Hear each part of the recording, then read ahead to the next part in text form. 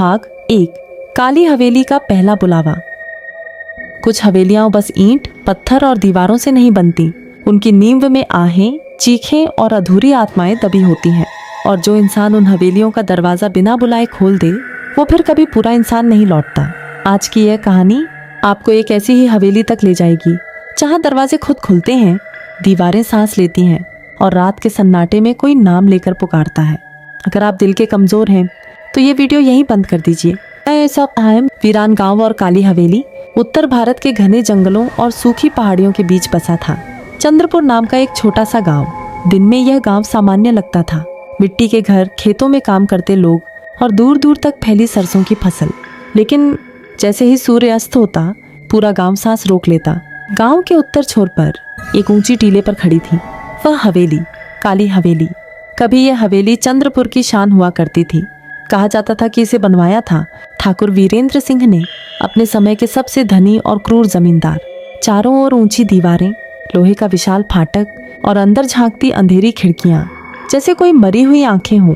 पिछले 50 वर्षों से उस हवेली में कोई नहीं रहता था, पर गांव वालों का कहना था वह खाली नहीं थी। ऐसा अहम डर की जड़।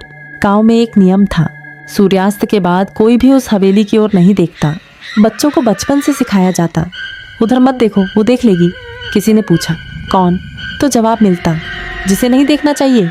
हर साल अमावस्या की रात हवेली से आती थी वो पायल की आवाज़ें, उठाता उठाफी औरत के रोने की धीमी सिसकियाँ और कभी कभी किसी बच्चे की हंसी।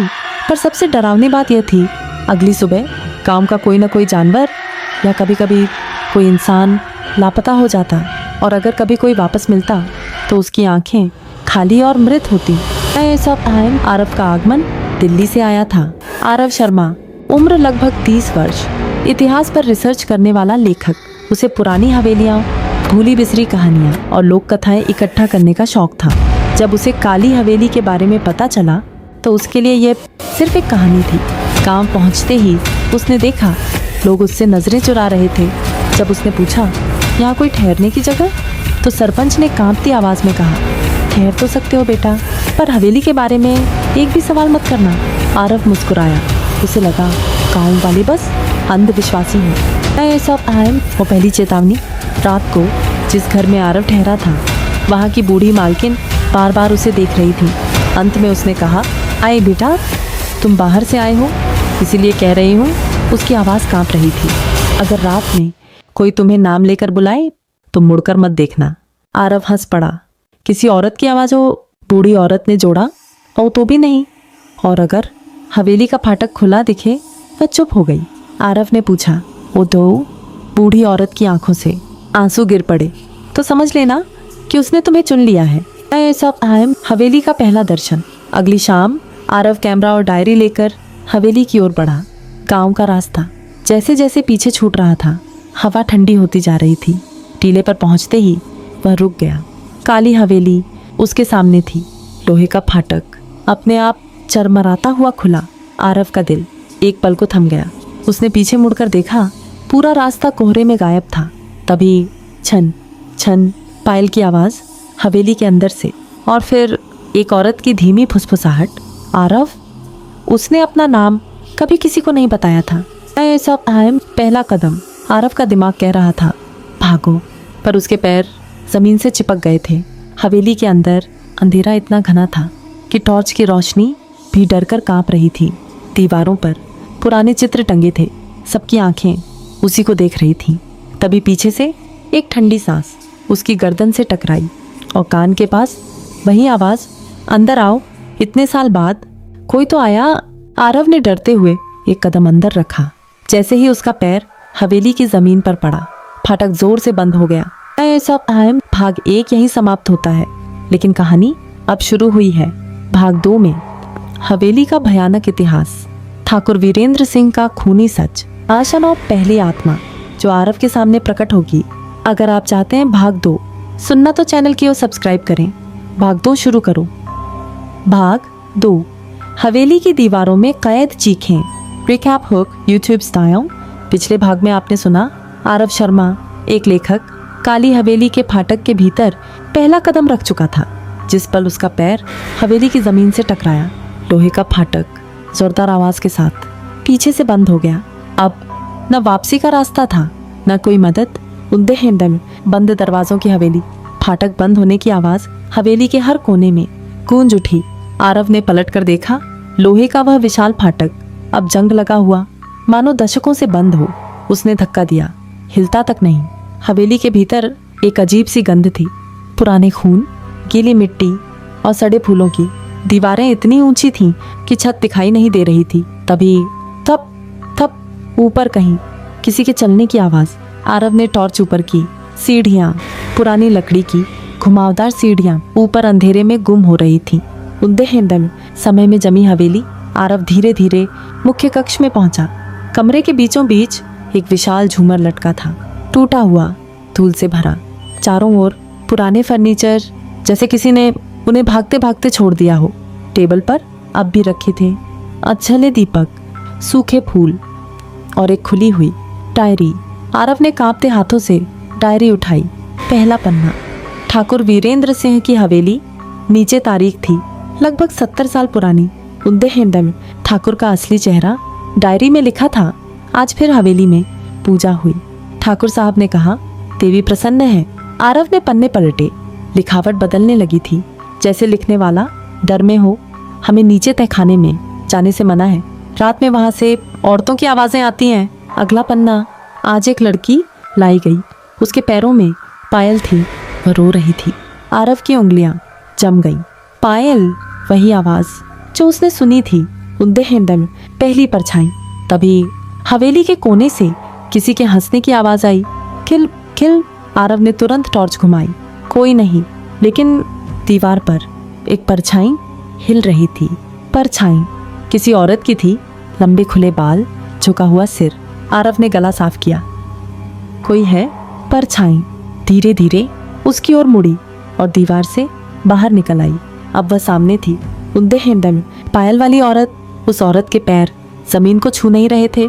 चेहरा अधूरा, जला हुआ, आंखों की जगह खाली गड्ढे और पैरों में पायल। छन छन आरव का शरीर सुन्न पड़ गया। औरत ने मुंह खोला। हाँ, तुम भी मुझे देखने आए हो? उसकी आवाज ऐसी थी जैसे गले में मिट्टी भरी हो। आरव ने कांपते हुए पूछा, तो तुम कौन हो? औरत हंसी। उसकी हंसी में रोना था। उन्दे हेंदम बली की कहानी। मेरा नाम अब किसी को याद नहीं, वह बोली, पर इस हवेली में मुझे देवी कहा जाता था। उसने अपनी जली हुई हथेलियां दिखाईं। ठाकुर कहता था, देवी खुश होंगी तो हवेली अमर रहेगी। आरव समझ गया, यह कोई पूजा नहीं थी, यह बलि थी। औरत आगे बढ़ी। हर अमावस्या एक लड़की। उसकी आवाज टूट गई। और आखिरी बलि मैं थी। उन्दे हेंदम तहखाने का दरवाजा। अचानक हवेली की जमीन कांपने लगी। तड़म तड़म। फर्श के बीच एक पत्थर खिसक गया। नीचे जाती सीढ़ियां, तहखाने का रास्ता। औरत ने कहा, सच वहां है, पर जो नीचे गया वही कभी पूरा वापस नहीं आया। आरव के दिमाग में बूढ़ी औरत की बात गूंजने लगी। अगर हवेली बुलाए? उन्दे हेंदम डर से भरा फैसला। आरव पीछे हटा, लेकिन सीढ़ियां अपने आप रोशनी से भरने लगी, जैसे किसी ने दिए जला दिए हों। नीचे से किसी बच्चे की आवाज, भैया नीचे आओ। आरव की आंखें फैल गईं। बच्चा? हवेली में बच्चा? औरत की आवाज अब फुसफुसाहट बन चुकी थी। वह ठाकुर का बेटा है, जिसे आखिरी रात देवी को चढ़ाया गया था। उन्दे हेंदम सच्चाई की कीमत आरव समझ चुका था। यह हवेली सिर्फ भूतों की नहीं, अधूरे पापों की जेल है, और अब वह भी इसका हिस्सा बन चुका है। तभी पीछे से किसी ने उसका कंधा पकड़ लिया। हाथ ठंडा नहीं था, जीवित था, और एक भारी आवाज बोली, तुमने बहुत देख लिया है लेखक। उन्दे हेंदम भाग 2 यही समाप्त होता है। भाग 3 में न तो कौन है वह जीवित हाथ? तहखाने में छुपा ठाकुर का सबसे भयानक रहस्य और आरव के सामने पहला खूनी दृश्य। अगर आप तैयार हैं, भाग 3 शुरू करो। सुनने के लिए चैनल को सब्सक्राइब करें। भाग 3, तहखाने में जीवित मौत। कभी कभी सबसे डरावनी चीज मरे हुए नहीं होते, बल्कि वो होते हैं जो जिंदा रहकर भी इंसान नहीं बचे। उन्दे हेंदम वह तो जीवित हाथ। आरव के कंधे पर रखा हाथ भारी था, उंगलियां मजबूत, नाखून गहरे धंसे हुए। आरव ने डरते हुए पीछे मुड़कर देखा। सामने खड़ा था एक आदमी, चेहरा झुर्रियों से भरा, आंखें लाल और माथे पर गहरी जली हुई रेखाएं। वो बूढ़ा था पर उसकी आंखों में सैकड़ों सालों का पागलपन था। मेरा नाम रघुनाथ है, उसने कहा। मैं इस हवेली का आखिरी सेवक हूँ। उन्दे हिंदम सेवक या कैदी? आरव की आवाज कांप रही थी। तो तुम यहाँ कैसे जिंदा हो? रघुनाथ हंसा। उसकी हंसी में कोई खुशी नहीं थी। जिंदा? ठाकुर ने मुझे जीने की सजा दी है। उसने तहखाने की ओर इशारा किया। मैंने सब देखा, सब किया और अब हर रात वही दोहराता हूँ। उन्दे हिंदम तहखाने की पहली सीढ़ी। रघुनाथ ने एक दिया उठाया। दिए की लौ नीली थी। अगर सच जानना है तो नीचे आओ। आरव का दिल चिल्ला रहा था नहीं, पर उसके पैर फिर भी सीढ़ियों की ओर बढ़ गए। जैसे ही वह पहली सीढ़ी पर पहुंचा, छन छन पायल की आवाज़ और तेज हो गई। दीवारों से खून की बूंदें टपकने लगीं। उन्दे हिंदम बलि कक्ष, तहखाने का कमरा गोल था। बीच में पत्थर का एक मंच जिस पर सूखा खून अब भी चमक रहा था। दीवारों पर लोहे की जंजीरें और जमीन पर छोटे छोटे हड्डियों के टुकड़े। आरव का पेट मरोड़ खाने लगा। यहाँ, रघुनाथ बोला, यहाँ देवी आती थी। उन्दे हिंदम ठाकुर की पूजा। रघुनाथ ने बोलना शुरू किया। ठाकुर वीरेंद्र सिंह सत्ता से डरता था। उसे कहा गया, अगर हवेली को जिंदा रखना है तो हर अमावस्या एक निर्दोष। उसकी आवाज़ भर्रा गई। पहले औरतें, फिर बच्चे। आरव की आंखों से आंसू निकल आए। उन्दे हिंदम वह रात, आखिरी रात। रघुनाथ फुसफुसाया। ठाकुर का बेटा रो रहा था। पायल वाली औरत उसे बचाने आई, पर उसने दिए को मंच के पास रखा। देवी कभी तृप्त नहीं हुई। तभी मंच पर खून की धार फिर से बहने लगी। उन्दे हिंदम देवी का रूप। हवा ठंडी हो गई। कमरे के बीच धुआं इकट्ठा हुआ और उस धुएं से एक आकृति निकली। आधा औरत आधा साया। मुंह खुला था पर भीतर अंधेरा। रघुनाथ घुटनों पर गिर पड़ा। देवी आ गई। आरव पीछे हटा। देवी की आवाज़ है सिर के अंदर गूंजी। नए बले, नया रक्त। उन्दे हिंदम आरव का चुनाव। देवी ने आरव की ओर देखा। उसकी आंखों में आरव ने अपनी ही लाज देखी। लेखक, आवाज़ आई, तुम शब्दों से सच उजागर करते हो, पर सच की कीमत होती है। दीवारें हिलने लगीं, जंजीरें खनखनाई। उन्दे हिंदम पायल वाली आत्मा की चेतावनी।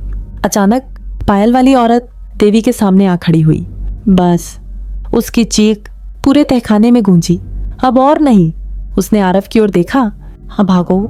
अगर सूरज निकलने से पहले हवेली की मुहर टूट गई तो यह सब खत्म हो सकता है।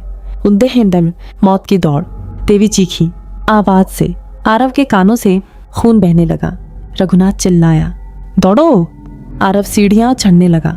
पीछे से सैकड़ों कदमों की आवाज, जैसे पूरी हवेली उसके पीछे दौड़ रही हो। उन्दे हिंदम भाग 3 यहीं समाप्त होता है। भाग 4 में हवेली की मुहर क्या है? सूरज निकलने से पहले क्या आरव बच पाएगा? और रघुनाथ की आखिरी कुर्बानी। लिखिए, भाग 4 शुरू करो। भाग 4 हवेली की मुहर। कुछ जगहें ताले से नहीं, रक्त से बंद होती हैं और उन्हें खोलने के लिए कुंजी नहीं, कुर्बानी चाहिए। ओए जो खान, मौत के पीछे दौड़। आरव सीढ़ियां चढ़ता गया। पीछे से आती देवी की चीखें अब इंसानी नहीं रहीं। दीवारें नाखूनों की तरह खरोंच मार रही थीं। हर कदम पर ऐसा लग रहा था जैसे हवेली उसे निगल जाएगी। तभी ऊपर से एक तेज रोशनी झिलमिलाई। मुख्य कक्ष। ओए जो खान, रघुनाथ की आखिरी सच्चाई।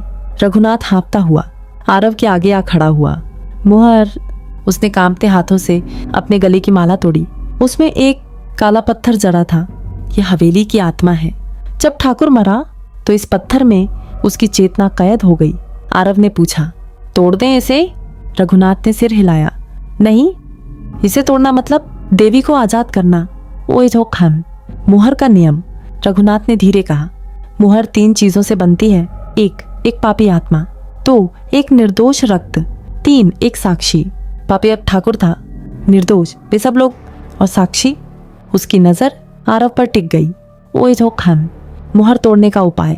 अगर मुहर सूरज उगने से पहले पलट दी जाए तो हवेली अपने ही बोझ से ढह जाएगी। आरव घबरा गया। और देवी? रघुनाथ बोला, वैसी हवेली से बंधी है, पर कोई तो यहीं रह जाएगा। ओए जो खान। ठाकुर का जागना। अचानक हवेली का झूमर अपने आप जल उठा और आई भारी कदमों की आवाज।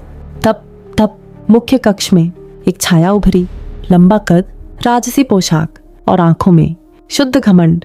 मेरी हवेली, आवाज गूंजी। ता तुम लोग मुझे मिटा नहीं सकते। ठाकुर वीरेंद्र सिंह जाग चुका था। ओए जो खान। आमना सामना। ठाकुर की आंखें सीधे आरव पर थीं। तुम लेखक हो, तो तुम्हारे शब्द मुझे अमर कर देंगे। रघुनाथ चिल्लाया। ओ नहीं। उसने पत्थर ठाकुर की ओर फेंका। पत्थर हवा में चलने लगा। देवी की चीख पूरा आकाश फाड़ गई। ओए जो खान। बलिदान का फैसला। रघुनाथ घुटनों पर गिर पड़ा। मेरे पापों का यही अंत है। उसने आरव को देखा। कहानी लिखना ताकि कोई दोबारा यहाँ ना आए। रघुनाथ ने खुद को पत्थर के सामने झोंक दिया। पत्थर लाल हो उठा। ओए जो खान। हवेली की नींव हिलती है। धरती कांपने लगी। छत से पत्थर गिरने लगे। ठाकुर चीखा। ओ नहीं। देवी की आकृति टूटने लगी। पायल वाली आत्मा आरव के पास आई। अब जाओ, सूरज निकल रहा है। ओए जो खान। आखिरी दरवाजा, मुख्य फाटक धीरे धीरे खुला। बाहर सुबह की पहली किरण। आरव दौड़ा। पीछे मुड़कर देखा, काली हवेली तरक रही थी। ओए जो खान। भाग 4 यहीं समाप्त होता है। भाग 5 में मुख्या हवेली पूरी तरह खत्म होगी। बी का अंतिम रूप और आरव की कहानी किस कीमत पर पूरी होगी। भाग 5 शुरू करो, क्योंकि अंत अभी दूर है। भाग 5। सूरज से पहले की आखिरी रात। कुछ अभिशाप तभी टूटते हैं जब कोई सब कुछ खोने को तैयार हो। ओए जो खान। उजड़ती हवेली। आरव हवेली के फाटक से बाहर कुछ ही कदम बढ़ पाया था कि धरती ने एक जोरदार झटका दिया। दराम। काली हवेली चीख रही थी। दीवारों से काले धुएं के बादल उठने लगे। पीछे से ठाकुर की आवाज अब गूंज नहीं रही थी, वह रो रही थी। मेरी हवेली। ओए जो खान। देवी का अंतिम रूप। हवेली के ऊपर आकाश काला पड़ गया। वहीं धुएं से बनी एक विशाल आकृति उभरी। ये देवी नहीं थी, ये भूख थी। हजारों आंखें, सैकड़ों मुंह और हर मुंह से एक ही शब्द, रक्त। पायल वाली आत्मा आरव के सामने आ खड़ी हुई। अगर जब बाहर आई तो सिर्फ ये गांव नहीं, सब खत्म हो जाएगा। ओए जो खान। मुहर का अधूरापन। आरव को याद आया रघुनाथ के शब्द। मुहर 3 चीजों से बनती है, पापी, निर्दोष और साक्षी। रघुनाथ गया था, ठाकुर टूट रहा था, पर साक्षी आरव। ओए जो खान। साक्षी का मूल्य। देवी की आंखें आरव पर टिक गईं। और तुम्हारे शब्द मुझे कैद कर सकते हैं। आरव समझ गया, यह कहानी सिर्फ वो लिखनी नहीं थी, जीनी थी। अगर वह जीवित रहा तो अभिशाप कभी पूरी तरह खत्म नहीं होगा। ओए जो खान। आखिरी फैसला। आरव ने अपनी डायरी खोली। पहली बार उसने डरते हुए नहीं, सच लिखते हुए कलम चलाई। उसने लिखा, वो डिदाई से ठाकुर का हर पाप, हर बलि आथांठे से, हर चीख, हर शब्द के साथ देवी सिमटने लगी। ओए जो खान। खून से लिखी कहानी। कलम रुक गई। देवी ने दहाड़ मारी। अधूरा। आरव ने अपनी उंगली काटी और आखिरी पंक्ति खून से लिखी, मैं साक्षी हूं और यही मेरा अंत है। ओए जो खान। सूरज की पहली किरण। जैसे ही सूरज निकला, एक तेज रोशनी, सब कुछ निगल गई। देवी चीखी। हवेली अपने ही भार से जमीन में धंस गई और फिर सन्नाटा। ओए जो खान। चंद्रपुर की सुबह गांव के लोग डरते डरते बाहर आए। जहां काली हवेली थी वहां अब सिर्फ राख थी। कोई शव नहीं, कोई निशान नहीं। ओए जो खान। अधूरी जीत। कई महीने बाद एक किताब छपी, काली हवेली। लेखक आरव शर्मा। किताब के आखिरी पन्ने पर बस एक पंक्ति। कुछ कहानियां लेखक को हमेशा के लिए अपने साथ ले जाती हैं। ओए जो खान। आखिरी डर। अगर आप सोच रहे हैं कि सब खत्म हो गया तो ध्यान से सुनिए। आज भी कभी कभी अमावस्या की रात किसी किताब के पन्ने पलटते समय छन छन पायल की आवाज आती है। ओए जो खान। भाग 5 समाप्त, लेकिन कहानी नहीं। भाग 6 शुरू करो, क्योंकि अभिशाप कभी पूरी तरह मरता नहीं,